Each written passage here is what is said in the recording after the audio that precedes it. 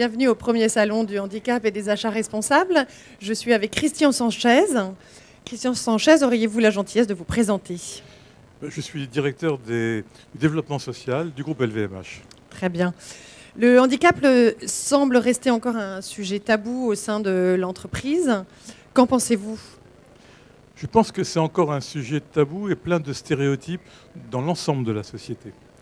Les gens n'imaginent pas ce que c'est que le handicap, n'imaginent pas que la personne qui les côtoie, vous, moi, peut être aussi une personne handicapée. Et il faut absolument faire évoluer cette image.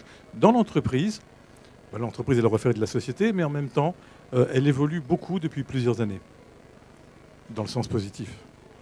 Vous qui avez une vision internationale des entreprises, comment, selon vous, la France se situe-t-elle par rapport aux autres pays? Est-ce qu'on a des enseignements à tirer de l'étranger ou bien est-ce qu'on est plutôt bien placé et un exemple pour les autres? C'est un peu les deux. Culturellement, les pays nordiques ont une tradition beaucoup plus ancienne, beaucoup plus naturelle d'intégration des personnes handicapées. Ils n'ont pas besoin d'un arsenal législatif, administratif pour rendre les entreprises accessibles, les lieux publics accessibles ou accueillir les enfants handicapés à l'école. C'est beaucoup plus ancien. Par contre, dans le reste du monde, c'est extrêmement contrasté et beaucoup de pays font très peu de choses. Il faut noter que pratiquement tous les pays développés ont des législations. Elles sont souvent moins exigeantes que la législation française et elles sont souvent moins appliquées que la législation française. La France a la chance d'avoir une loi en 2005 qui a ses défauts et ses qualités, mais qui a incité l'ensemble des entreprises à recruter des personnes handicapées et à travailler avec le secteur protégé. En ce sens, je pense que nous sommes plutôt dans les pays avancés.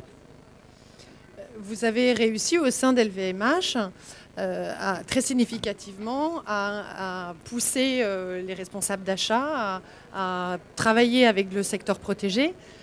Comment avez-vous fait pour cela?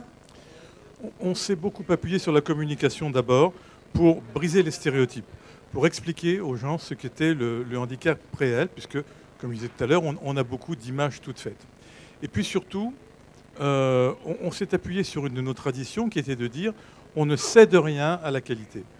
On n'a pas de discours misérabiliste. Les personnes handicapées, les ESAT, fournissent un travail qui a la même qualité que les personnes valides. Parfois d'ailleurs, par effet de compensation, la qualité est supérieure. Une personne qui a par exemple une légère déficience mentale peut compenser sur la reconnaissance tactile, qui est important pour nous, par exemple, dans la maroquinerie. Mais globalement, le message qu'on a passé, c'est soyez exigeants, travaillez avec le secteur protégé parce que c'est une partie de la diversité de notre pays, mais ne cédez rien à la qualité. Et ce discours-là a fait que les acheteurs, les responsables de ressources humaines ont été décomplexés vis-à-vis du handicap.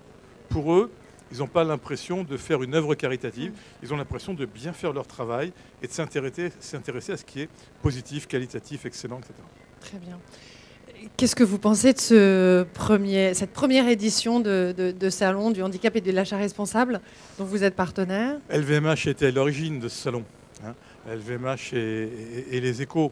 Donc on est très satisfait, mais on n'est plus que satisfait. On est surpris, très agréablement surpris de l'intérêt que ça porte. Il y a tout un secteur de A à Z qui a envie de communiquer. Ce sont des entreprises qui ont les mêmes soucis que les autres, peut-être parfois même plus, que c'est plus compliqué de gérer un EA et un ESAT qu'une entreprise où toutes les personnes sont valides. Donc on a pu identifier ici des EA et ESAT tout à fait exceptionnels, des gens extrêmement engagés, et en même temps, on les met en contact avec des entreprises qui, elles aussi, sont les entreprises, un peu la faiblesse de dire, qui sont plus ouvertes que les autres, qui ont envie de faire mieux que les autres. Donc le rendez-vous est réussi. On a beaucoup plus de monde que ce qu'on attendait. Visiblement, les EA et ESAT sont contents. Ils ont des contacts qu'ils n'avaient pas pu avoir auparavant. Donc pour l'instant, on est vraiment très heureux. Donc, on attend la deuxième édition avec impatience. Alors. Merci beaucoup. Merci.